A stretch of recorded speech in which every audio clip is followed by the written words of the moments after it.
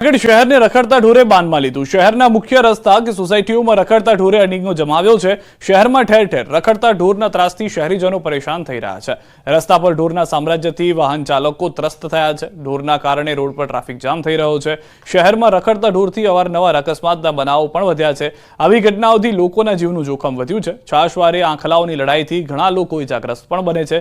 સ્થાનિકોએ કહ્યું કે જૂનાગઢ શહેરનો એક પણ વિસ્તાર એવો નથી કે જ્યાં ઢોરનો ત્રાસ ન હોય। શહેરમાં બે ઢોરવાળા હોવા છતાં મનપા ઉદાસીન કામગીરી સામે સ્થાનિકોમાં રોષ જોવા મળી રહ્યો છે।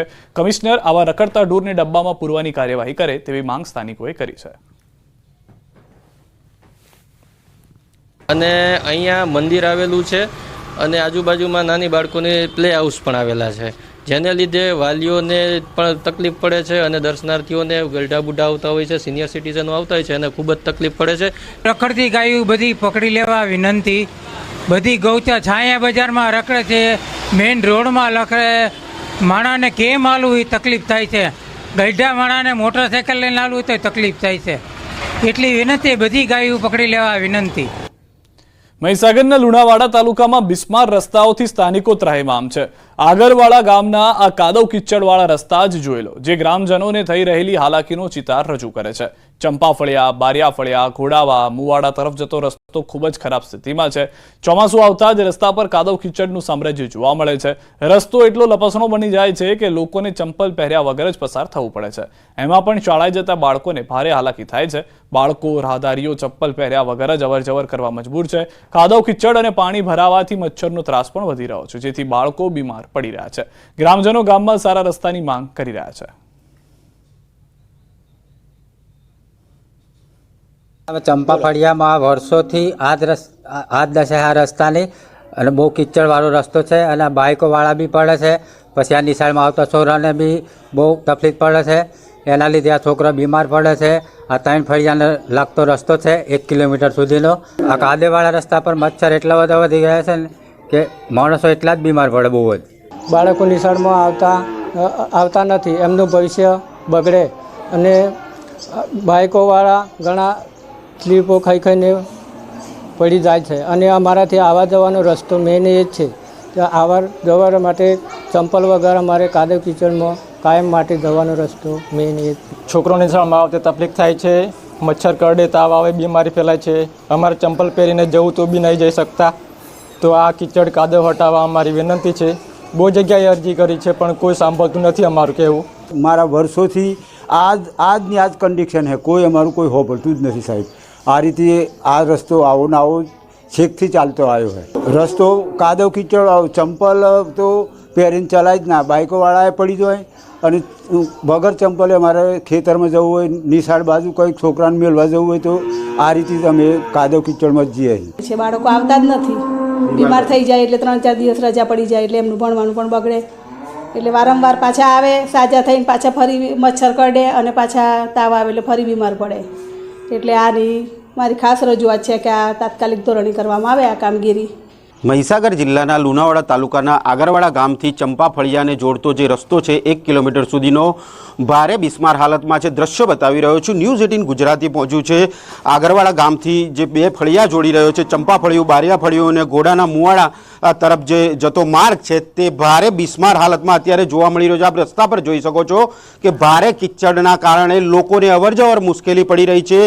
બાળકો પ્રાથમિક શાળાએ આવતા હોય છે તો બાળકોને આવવા માટે પણ આ કિચડની અંદર ખુલ્લા પગે ચપ્પલ ના પહેરાય તેવી પરિસ્થિતિ આ રસ્તાની અહીંયા જોવા મળી રહી છે। મહા મુસીબતે બાળકો છે તે શાળાએ આવતા હોય છે। આ દ્રશ્યો બતાવી રહ્યો છું કે આ પ્રાથમિક શાળા છે, ત્યાં આગળ બાળકોને મહા મુસીબતે પરિવાર અહીંયા લઈને આવવું પડી રહ્યું છે, કારણ કે જો બાળકો એકલા આવે તો સ્લીપ ખાઈને કોઈ અકસ્માત થાય, કોઈ ઘટના સર્જાય તેવા દ્રશ્યો અહીંયા જોવા મળી રહ્યા છે। ત્યારે આવા રસ્તાને લઈને અનેકવાર રજૂઆતો કરી રહ્યા છે। જો કે વર્ષોથી આ પ્રોબ્લેમ છે। અનેકવાર નેતાઓ સહિત જે તંત્ર છે તેમને ગામ લોકો દ્વારા રજૂઆતો કરવામાં આવી છે કે આ તાત્કાલિક ધોરણે રસ્તો હટાવવામાં આવે, કારણ કે ચોમાસાની અંદર 4 મહિના આ રસ્તાની હાલત ભારે બિસ્માર કાદવ કિચડવાળી જોવા મળી રહી છે। મિતેશ ભાટિયા, ન્યૂઝ 18 ગુજરાતી, મહીસાગર।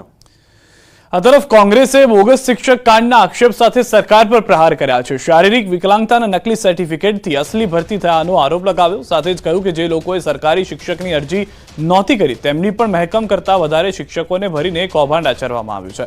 વર્ષ 2010માં ખેડા જિલ્લામાં 141 વિદ્યા સહાયકની ભરતી બહાર પાડી, જેમાં 23 ઉમેદવારોને અરજી વગર જ ઓર્ડર આપ્યાનો કોંગ્રેસનો આરોપ છે। ગુજરાતની અંદર ખોટા વિકલાંગના સર્ટિફિકેટથી ઘણા બધા વિકલાંગ ઉમેદવારોને નુકસાન કરીને જે લોકો વિકલાંગ નથી એવા લોકોની શિક્ષકોની અંદર ભરતી કરી દેવામાં આવેલી છે। અને એ જ રીતે જ્યારે મહેકમ શિક્ષકોની અંદર હોય તો જે લોકોએ અરજી નહોતી કરી એવા લોકોને પણ પાછલા બારણે શિક્ષક તરીકે એમને નોકરી આપી દેવામાં આવેલી છે। અમદાવાદથી સમાચાર। શાંતિ એશિયાટિક સ્કૂલમાં આગનો મામલો। સીબીએસઈ બોર્ડને સેફટી અંગે બેદરકારીની કરાઈ જાણ। શાળાને દંડાત્મક કાર્યવાહી કરવા કરી રજૂઆત। ગ્રામ્ય ડીઈઓએ સીબીએસઈ બોર્ડને કરી રજૂઆત। સીબીએસઈના નિયમ અનુસાર 5 લાખ સુધીના દંડની ભલામણ।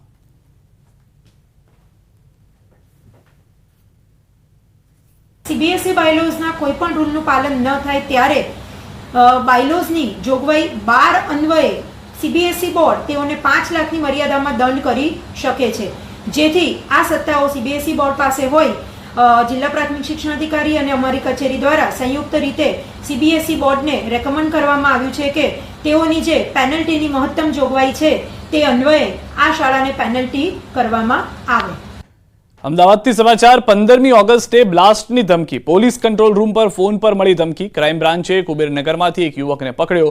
કોલેજમાં અભ્યાસ કરતા યુવકે કર્યો હતો ધમકીભર્યો ફોન। અરિહંત જૈન નામના યુવકની અટકાયત। યુવક માનસિક રીતે અસ્વસ્થ હોવાનું પ્રાથમિક તારણ।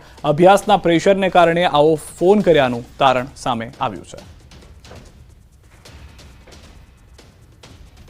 કંટ્રોલ રૂમ ખાતે એક ફોન આવેલો કે હું 15 ઓગસ્ટના દિવસે બોમ્બ બ્લાસ્ટ કરવાનો છું અને એ જે ફોન નંબરની વિગત જે જાણવા મળેલી એ પ્રમાણે ક્રાઇમ બ્રાન્ચની ટીમ દ્વારા કુબેરનગર વિસ્તારમાં ઓલ્ડ જીપ વોર્ડ ખાતેથી એક કાંકરિયા અરિહંત વિનોદ જૈનની અટકાયત કરવામાં આવેલી છે। એની પ્રાથમિક પૂછપરછમાં જાણવા મળેલું છે કે એ અભ્યાસના કારણે થોડો ડિપ્રેસિવ થયેલો છે અને right mental frame of mind નથી। એના વિરુદ્ધની એક એફઆઈઆર આ બાબતે નોંધવામાં આવનાર છે ક્રાઇમ બ્રાન્ચ દ્વારા અને હાલ આ યુવકની વધુ પૂછપરછ ચાલુ છે।